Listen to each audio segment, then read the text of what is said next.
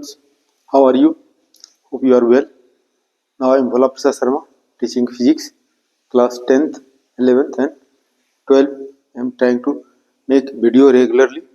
You will get systematically notes on this channel. Thank you very much for watching, subscribing and liking. Now see, class 12 physics, chapter 9, ray optics and optical instruments, lecture 7, refraction through a glass slab ये practical भी है. Lateral displacement you will find out as activity.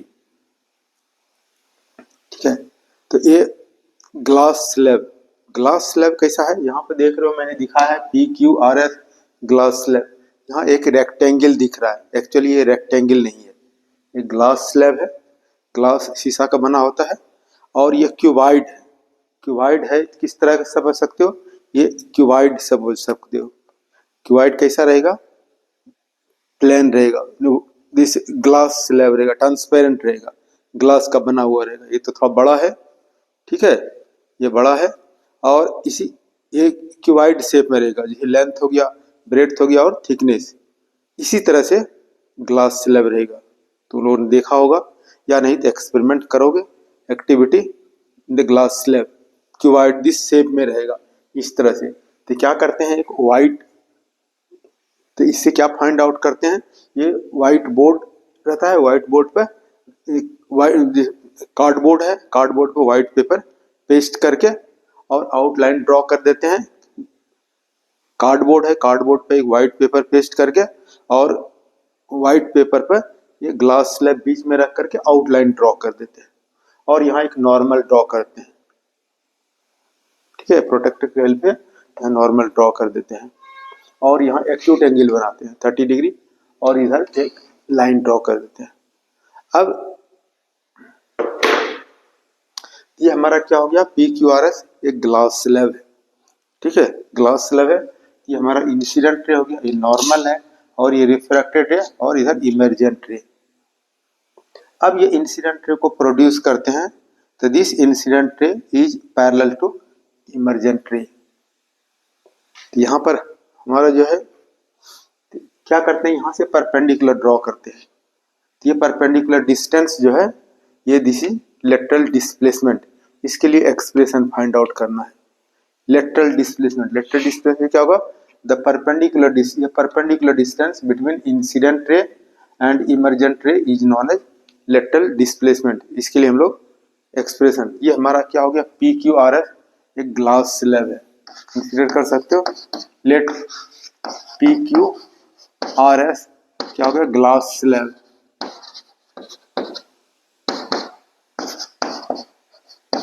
Glass slab और ये PQ जो है, AB जो है, AB incident ray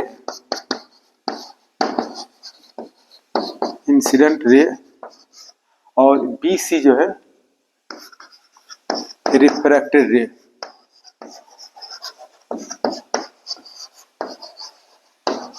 और CD जो है ये emergent ray.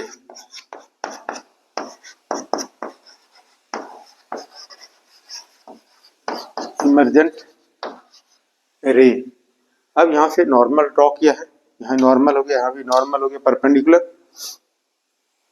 Now we have to find out this distance D, small d, perpendicular distance between incident ray और emergent ray. This perpendicular distance is known as lateral displacement.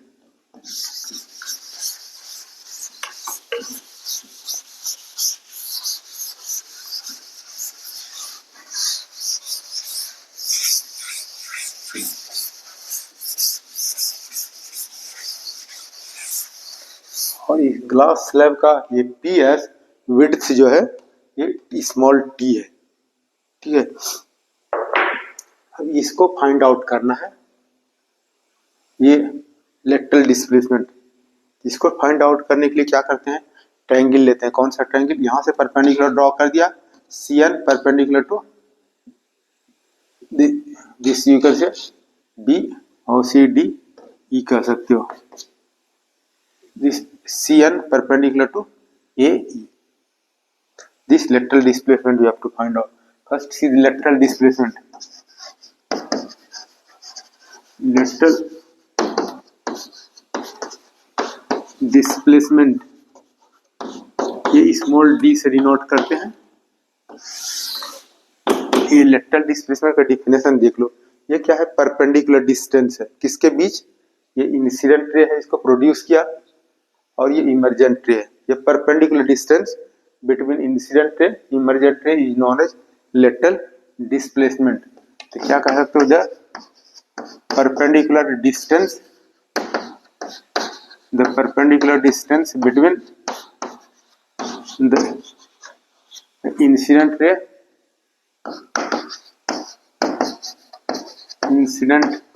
ray and the emergent ray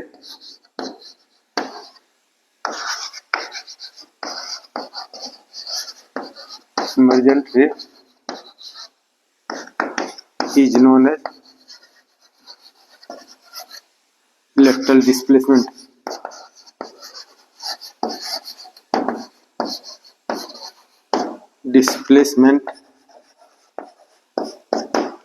The perpendicular distance between incident ray emergent ray is known as lateral displacement. हम इसके लिए expression find out करते हैं, ठीक है, किसमें, इस right angle B N C में, ये निकालना है। क्या लेते हैं, साइन। तो साइन, ये हमारा देखो ये एंगल कितना हो जाएगा, ये क्या हो गया, angle of incidence, angle between incident ray normal is known as angle of incidence. और ये क्या है, दिस नॉर्मल और refracted ray, angle between normal और refracted ray is known as angle of refraction are.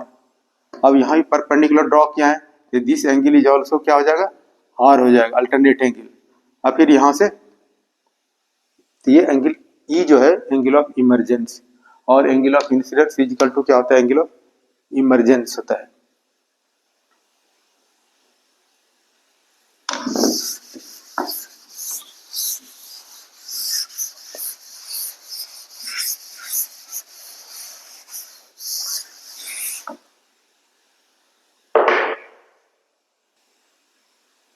Now this is angle of incidence और angle of emergence equal होगा। पहले इसको प्रूव कर लेते हैं, आई इक्वल टू। अब क्या होगा, Snell's law at points B and C, ये बी पॉइंट है और यहाँ पॉइंट सी है। स्नेल्स लॉ, यह एयर है, ग्लास है, फिर एयर है। तो now Snell's law you can use as this, mu क्या होगा, air to glass a to g sine i by sine r, equation first. Second, light is traveling from glass to air, so then here B C point we can apply, क्या होगा, mu G to A and then sin R by sin E। अब यहाँ पढ़ा है principle of reversibility से, mu A to G is equal to 1 by mu G to A। अब इसके place पे value we can put this, sin I by sin R is equal to, अब इसके प्लेस पे वैल्यू ये ऊपर चला जाएगा, sin E by sin R, so this we can cancel, then you will get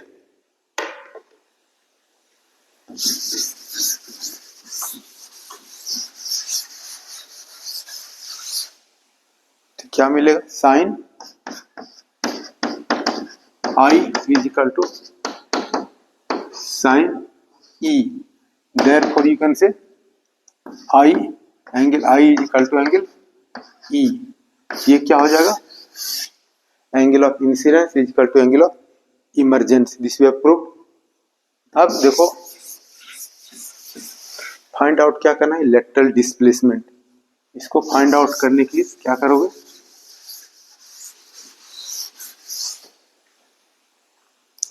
अब ये ट्रायंगल में देखते हैं बी एन सी, अब साइन लेते हैं, साइन दिस एंगल क्या हो गया, दिस स्ट्रेट लाइन और ये भी स्ट्रेट लाइन, तो this angle is equal to this angle whole alternate angle, यानी आई हो गया। और दिस एंगल क्या हो जाएगा, ये एंगल क्या हो जाएगा, आई माइनस आर, ये एंगल क्या होगा, दिस एंगल क्या हो जाएगा, आई हो जाएगा, ये आई है, ये भी आई हो जाएगा, वर्टिकली अपोजिट एंगल, और ये आर है, तो this angle will be I minus R. तो हमको निकालना है डी सी एन, तो कौन सा right angle, B N C, in right angle B N C, B N C A find out करना। तो साइन ले सकते हैं, sine I minus R sin I minus R is equal to P by H. P by H means NC by BC.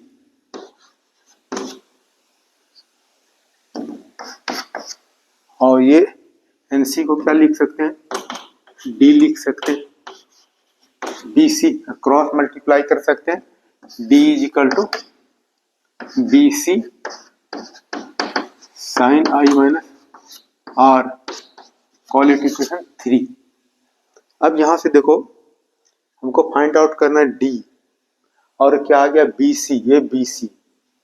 ये find out करने के लिए क्या कर सकते हो, ये किस राइट ट्रायंगल में लेगा, इन राइट ट्रायंगल BMC। अब ये निकालना है BC, इसमें क्या ले सकते हो cos R, cos R is equal to B by H, cos R is equal to B by H। ये 90 डिग्री है, 90 डिग्री का पोजीशन हाइपोटेनस हो गया, तो cos R is equal to B यानी BM बाय cos R यानी cos theta is equal to B by H यानी BC। और cos R is equal to BM के प्लेस पर, ये BM के प्लेस पे क्या लिख सकते हैं, T लिख सकते हैं, और ये BC, दिस BC, ये BC जो हमारा है BC इज इक्वल टू क्या होगा T बाय cos R। अब यहाँ देखो BC है, इस BC में वैल्यू पुट कर देना है, ये BC का यहाँ वैल्यू पुट कर देना, तो क्या हो जाएगा from equation 1, from equation D is equal to BC के प्लेस पर T बाय cos R, और यहाँ sin I माइनस R, ये हमारा रिलेशन हो जाएगा, है यानी this is lateral displacement. Lateral displacement, या चाहो इसको इस तरह से भी लिख सकते हो, ये 1 बाय cos थीटा पढ़ा है sec थीटा, तो क्या हो जाएगा T sec theta sec R, और ये sin I minus R। This is the relation, this relation कर सकते हो या रिलेशन।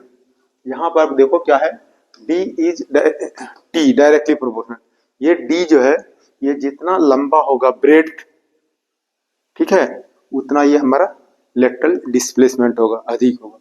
अब यहाँ एंगल I माइनस R, जितना ये एंगल अधिक लाएंगे I minus R directly proportional होगा, जितना I बड़ा रहेगा एंगल ऑफ इंसिडेंस, उतना ये हमारा क्या हो जाएगा लेटरल डिस्प्लेसमेंट अधिक होगा। In this way you have studied lateral displacement. Lateral displacement क्या होगा, परपेंडिकुलर डिस्टेंस है बिटवीन इंसिडेंट रे और emergent ray. Now next class we can study lengths, we can study, okay, length formula we can derive, okay, thank you very much for watching.